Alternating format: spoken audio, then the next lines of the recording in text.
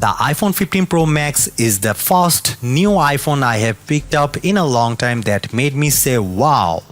And that's thanks to a new titanium design that makes this big 6.7-inch flagship wonderfully light.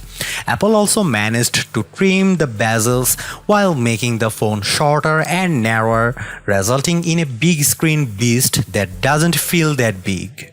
There's a lot of other welcome upgrades to the iPhone 15 Pro Max, including a handy action button that lets you perform all sorts of shortcuts. You also get the world's first 3nm processor in the A17 Pro, which delivers console-like graphics, and there's finally a bigger 5x telephoto zoom to get closer to your subjects and close the gap with Samsung's Galaxy S23 Ultra. Not everything about the iPhone 15 Pro Max is a wow-inducing. At $1,199, the device has a $100 higher starting price than the last model. And while it's nice to see a USB-C port and an end of Lightning, the charging is still relatively slow. So is the iPhone 15 Pro Max the best phone yet? I'll go over all the pros and cons in this in-depth iPhone 15 Pro Max review. The iPhone 15 Pro Max is available for pre-orders and has a release date of September 22. The starting price for the iPhone 15 Pro Max is $1,199, which is $100 more than the iPhone 14 Pro Max, making it the most expensive iPhone ever. Fortunately, that price includes 256GB of storage, which is double the standard amount in last year's flagship. The iPhone 15 Pro Max ditches the stainless steel sides of past Pros for a titanium design, and it's a big deal. Why? Because the Space Age Grade 5 titanium Apple uses is stronger yet lighter. Yes, it's the same titanium used on the Mars rover. The natural titanium color has grown on me thanks to its sci-fi vibe. The blue titanium is nice as well. You also can pick up the phone in silver titanium and black titanium. The iPhone 15 Pro Max weighs 7.8 ounces compared to 8.5 ounces for the iPhone 14 Pro Max. I really notice the difference when I have the phone in my hand and in my pocket. The new Pro Max is also more compact, measuring 6.29 by 3.02 by 0.32 inches versus 6.33 by 3.05 by 0.31 inches for its predecessor. So while the new iPhone is a tad thicker, it's easier to use with one hand. It's the first big screen iPhone that doesn't feel like one. The iPhone 15 Pro Max feels better too because of its contoured design.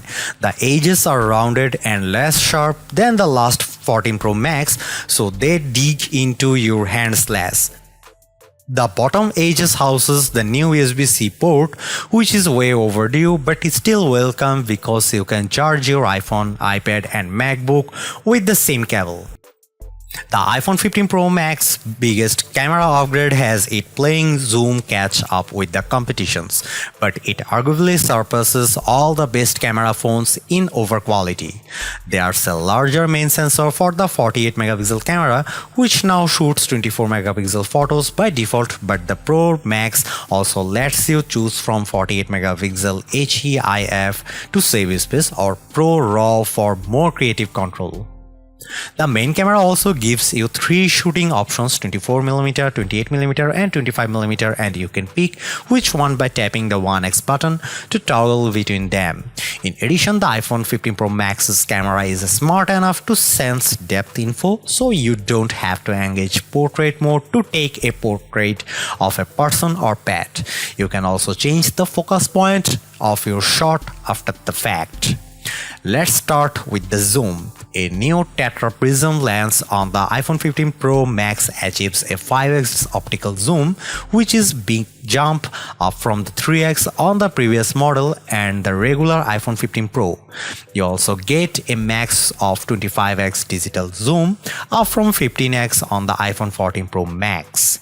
In our side-by-side testing the Galaxy S23 Ultra, the iPhone 15 Pro Max delivered a sharper and warmer picture at 5x, but at 25x digital zoom, the iPhone's shot has more noise and less definition than Samsung's. What impresses me the most is the iPhone 15 Pro Max Night Mode performance, as you'll see in these comparison shots. Last but not least, the iPhone 15 Pro Max's ultra-wide camera gets a modest upgrade with a new anti-reflective coating. It does a great job handling the sun coming in from the left side of the frame with a nice gradation of colors in the blue sky, and both the wooden posts in the foreground and the building on the right look sharper. The warmer color profile might not be for everyone though. The iPhone 15 Pro Max packs a number of video upgrades. Cinematic mode now supports digital zoom up to 3x, and pros will appreciate the ability to export ProRes footage via USB-C at up to 4K and 60 frames per second. Based on my testing, the iPhone 15 Pro Max offers breathtaking video quality, and the 5x zoom lets you get closer to the action than ever before. Check out this 4K clip.